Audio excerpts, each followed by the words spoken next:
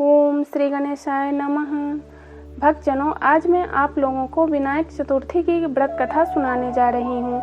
सबसे पहले आप लोगों को ये बता दूं कि गणेश जी का एक नाम विनायक भी है। भगवान गणेश जी की पूजा के लिए चतुर्थी तिथि सबसे उत्तम मानी गई है।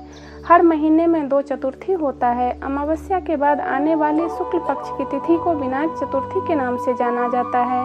इस दिन पूजा करने से बच्चों में ज्ञान का सृजन होता है और वे बुद्धिमान बनते हैं। सभी को इस दिन सच्चे मन से कथा जरूर सुननी चाहिए। विनायक चतुर्थी व्रत कथा। श्री विनायक चतुर्थी व्रत की पौराणिक कथा के अनुसार एक बार भगवान शिव तथा माता पार्वती नर्मदा नदी के किनारे बैठे थे। वहां माता पार्वती ने भगवान शिव से समय व्यतीत करने के लिए चौपर खेलने को कहा। शिव चौपर खेलने के लिए तैयार हो गए, परंतु इस खेल में हार जीत का फैसला कौन करेगा, यह प्रश्न उनके समक्ष उठा तो भगवान शिव ने कुछ तिनके एकत्रित कर उसका एक पुतला बनाकर उसकी प्राण प्रतिष्ठा कर दी और पुतले से कहा, बेटा हम चौपर खेलना चाहते हैं, परंतु हमारी हार जीत का फैसला करने वाला कोई नहीं है, इसलिए तुम बताना कि हम दोनों में से कौन हारा और कौन जीता। उसके बाद भगवान शिव और माता पार्वती का चौपर खेल शुरू हो गया। यह खेल 3 बार खेला गया और संयोग से तीनों बार माता पार्वती ही जीत गई। खेल समाप्त होने के बाद बालक से हार जीत का फैसला करने के लिए कहा गया तो उस बालक ने महादेव को विजयी घोषित कर दिया। यह सुनकर माता पार्वती क्रोधित हो गई और क्रोध में उन्होंने बालक को लंगड़ा होने कीचड़ में पड़े रहने का श्राप दे दिया। बालक ने माता पार्वती से माफ़ी मांगी और कहा कि यह मुझसे अज्ञानतावश ऐसा हुआ है, मैंने किसी द्वेष भाव से ऐसा नहीं किया है।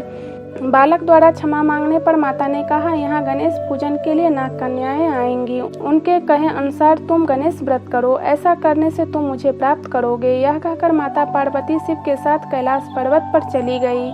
1 वर्ष के बाद उस स्थान पर नाग कन्याएं आई। तब नाग कन्याओं से श्री गणेश के व्रत की विधि मालूम करने पर उस बालक ने 21 दिन लगातार गणेश जी का व्रत किया। उसकी श्रद्धा से गणेश जी बहुत प्रसन्न हुए। उन्होंने बालक को मनोवांछित फल मांगने के लिए कहा। उस पर उस बालक ने कहा, हे विनायक, मुझ में इतनी शक्ति दीजिए कि मैं अपने पैरों से चलकर अपने माता पिता के साथ कैलाश पर्वत पर पहुंच सकूं और यह देखकर वो प्रसन्न हो जाए। तब बालक को वरदान देकर श्री गणेश जी अंतर्ध्यान हो गए। इसके बाद वह बालक कैलाश पर्वत पर पहुंच गया और कैलाश पर्वत पर पहुंचने की अपनी कथा उसने भगवान शिव को सुनाई। चौपर वाले दिन से माता पार्वती शिव जी से विमुख हो गई थी। अतः देवी के रुष्ट होने पर भगवान शिव ने भी बालक के बताए अनुसार 21 दिनों तक श्री गणेश जी का व्रत किया। इस व्रत के प्रभाव से माता पार्वती के मन से भगवान शिव के लिए जो नाराजगी थी वह समाप्त हो गई। तब यह व्रत विधि भगवान शंकर ने माता पार्वती को बताई। यह सुनकर माता पार्वती के मन में भी अपने पुत्र कार्तिकेय से मिलने की इच्छा जागृत हुई। तब माता पार्वती ने भी 21 दिन तक श्री गणेश जी का व्रत किया तथा दुर्वा फूल और लड्डुओं से गणेश जी का पूजा अर्चन किया। व्रत के 21वें दिन कार्तिकेय स्वयं माता पार्वती जी से मिलने आ गए। उस दिन से श्री गणेश चतुर्थी का यह व्रत समस्त मनोकामनाओं की पूर्ति करने वाला व्रत माना जाता है। इस व्रत को करने से मनुष्य के सारे कष्ट दूर होकर मनुष्य को समस्त सुख सुविधाएं प्राप्त होती है। बोलो श्री गणेश भगवान की जय।